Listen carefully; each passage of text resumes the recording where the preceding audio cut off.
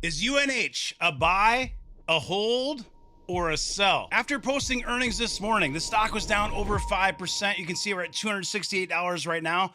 Year to date, UNH is down 46.8%. Over the past year, down over 52%. You can see that 52-week high, $630.73. 52-week low in April, $248.88. Okay, I'm still waiting for a longer term chart. Seems like something that you'd, if we keep mentioning it was at 630, it seems like something you'd want to maybe call up, but or not. Yeah. There you can see they're down about it's $630. They're down about 45% this year right now from the beginning of the year. Yeah. Q2 non-GAAP EPS $4.08, missed by 37 cents. Revenue $111.62 billion. That is up 12.9% year over year, in line. Full year outlook for 2025. So they're giving us $445.5 billion to $448 billion. Consensus was a little bit over $449 billion. EPS of at least $14.65 per share. Adjusted earnings of at least $16 a share, but that consensus was $20.90. Ouch. I think this chart here is very telling. So this is UnitedHealth here.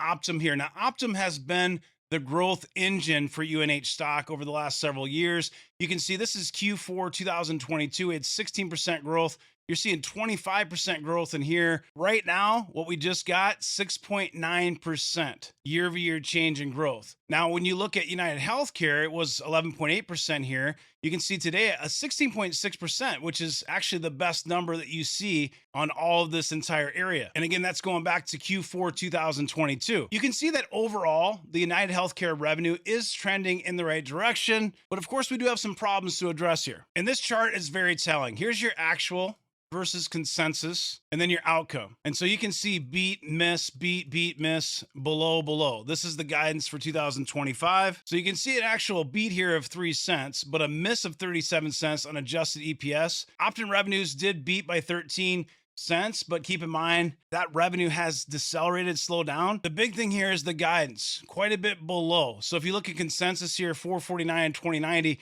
we're below consensus estimate by 2.32 and 4.90. This is one of those quarters where the quarter itself doesn't really matter. The quarter was mixed, where they missed on the bottom line, coming in at 408 per share. Revenues were slightly ahead, but what the street is reacting to here is the guidance for 2025. Remember, back in May, they suspended guidance as they did the shuffle and brought back Stephen Hemsley, the chairman, to replace Andrew Whitty as CEO. He promised to have tremendous transparency to win back confidence. They are now forecasting for 2025 total, they will make $16 a share, at least $16 a share. The street had been looking for the lowest to be $18 a share. So the lowest at $18 a share. But remember, I showed you the consensus, and that was $20.90. So that's why you're seeing that fall off. And it's not just the issue that they're facing higher costs, higher utilization, higher, also more headwinds in terms of what they can charge in their Medicare Advantage plans. It's also their doctor units, Optum Health. That's where the problem is. The revenues for Optum Health in the second quarter were down 7%. They're projecting for the full year, it's going to be down 4%. This has been one of the growth engines for the companies. But with this V28 reshuffling of the way they can bill for their visits in Medicare, that is really hurting their 90,000 strong doctor unit. So, of course, the question that you have, should I buy UNH stock? Is it a sell? Is it going to go lower? What should I do? If I own it, should I be panicking? What's going on with the stock? Tell me more. The first thing I'll say, and I've told you this before on this channel, I've also told you several times in our private community, UNH is not a growth stock. And so depending on who you are, what you're trying to accomplish, the type of portfolio that you have, it might not be a good fit. I own this as a dividend stock primarily, and I'm going to show you some of those metrics and show you where it could fit well in a certain portfolio. If you're a young investor, or if you have lots of time on your side in accumulation phase, you've got 20 years, this stock might not be your huckleberry. Now, of course, the stock market is at all-time highs, and we've been making new highs almost daily. And so people start to get desperate. Where do I go to buy stocks? nothing's on sale. Should I go out and buy UNH? Well, this is where you have to be careful, because does it fit your blueprint? First of all, what is UNH? Because some of you watching don't really know what the company does. So it's a leading healthcare and well-being company, founded in 1974, Eden Prairie, Minnesota. So it has two main businesses, UnitedHealthcare and Optum, which in the beginning we talked through some of these numbers. UnitedHealthcare offers a comprehensive range of health benefits and services, including consumer-oriented health plans for employers, Medicare, and Medicaid, and healthcare benefits for economically disadvantaged individuals. Optum consists of three segments: Optum Health, Optum Insight, and Optum RX, providing services like care delivery, data analytics, pharmacy care, and consulting. At its core, the company is really a health insurance company. We're sitting at a $255 billion market cap, around $268 a share. It only has 1.44% short interest. Now, that is very telling, because if this stock, if a lot of people thought it was going to go out of business, it would have much higher short interest. It would be 5 to 10% or even higher, right? 1.4%, not a lot of people are betting that things are going to get a lot worse from here. Could that happen? Sure, it could. But this is something that you have to understand, this short interest. I'll just give you a quick example of Rocket Lab. You might own this stock because it's something we recommended when it was under $5 a share, but short interest, 11.35%. You might think this is a great company, but they're 11.35%. So this is the shares floated, people that are betting against the stock at this price. Now, something to keep in mind here with insurance, gross profit margins are generally going to be lower. This is not going to be a software 70, 80% SaaS type margin. You're looking at 20%. This is not a growth stock, right? Growth grade F. You're not buying UNH because it's a growth stock. You're buying it because it has an A+ dividend safety score, according to Seeking Alpha. Pays you over a 3% dividend yield right now, 3.13%.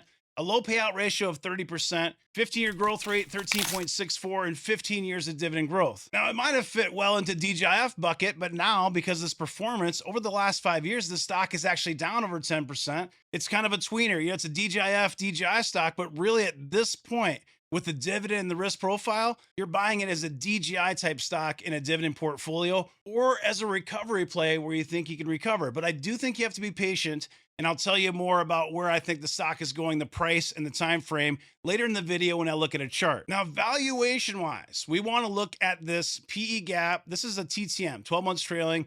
It's under a 12 right now at 11.84.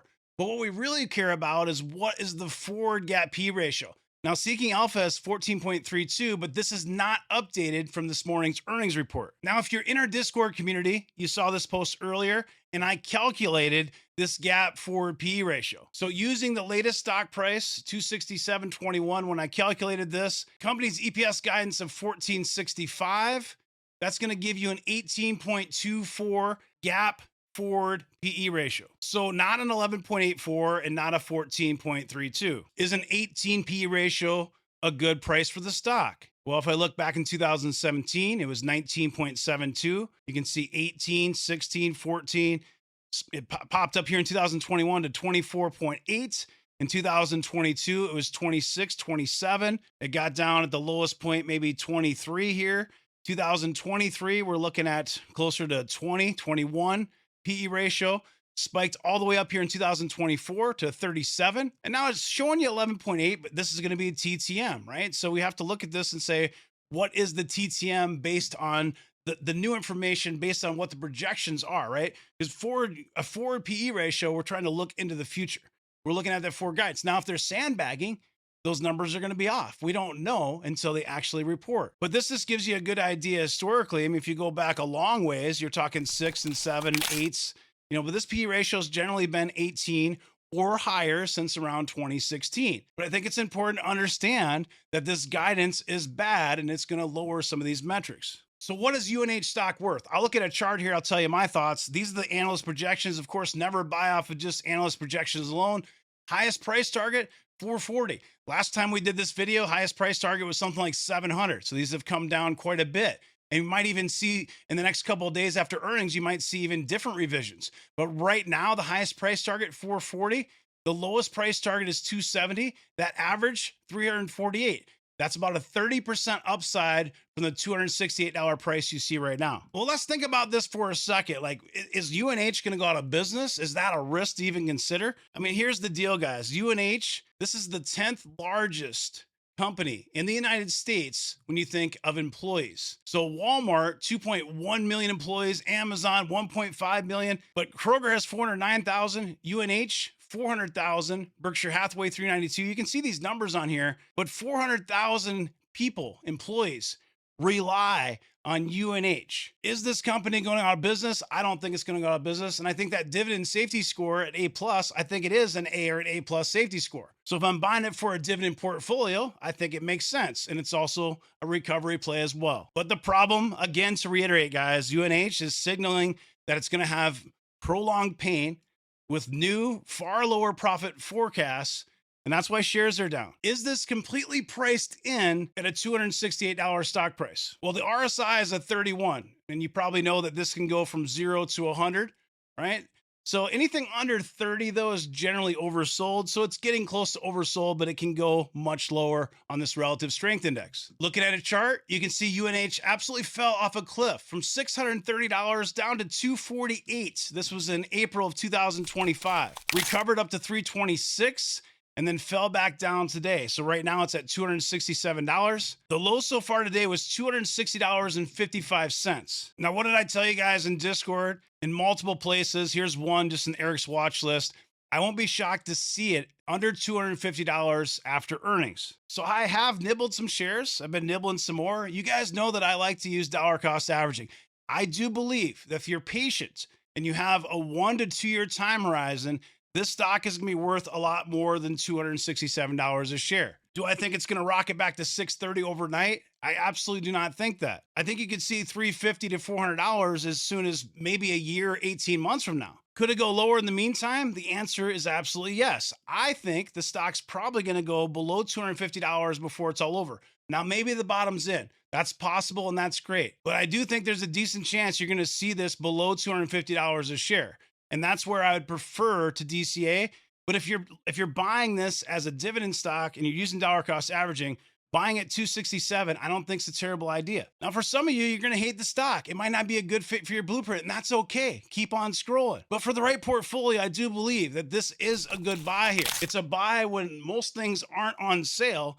And I do think this is attractive, but I think it's important to understand it's not dirt cheap if we're projecting that gap 4P ratio of 18. It is attractive though, and it can go lower. In the end, always do what's best for you and your portfolio. Thanks for watching. If you're new here, make sure you subscribe. Drop me a like, drop me a comment. Have a great rest of your day. Take care.